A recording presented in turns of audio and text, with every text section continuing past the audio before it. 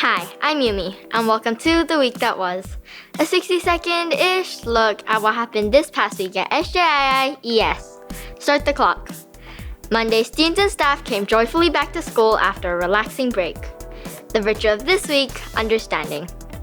Tuesday, grade 4 showed lots of creativity in the Digital Technology Lab, filming their informative and entertaining videos marking the end of their current IPC unit, What a Wonderful World. Wednesday, grade 6s demonstrated plenty of perseverance and care as they created a range of maquettes as part of their current humanities unit. Thursday, students throughout the school enjoyed being in the water as swimming once again resumed. Friday, the week finished off with the return of Miss Nichols' action-packed assemblies before everyone headed off for the weekend. On behalf of the entire The Week That Was team, I'm Yumi, and we'll see you again next time.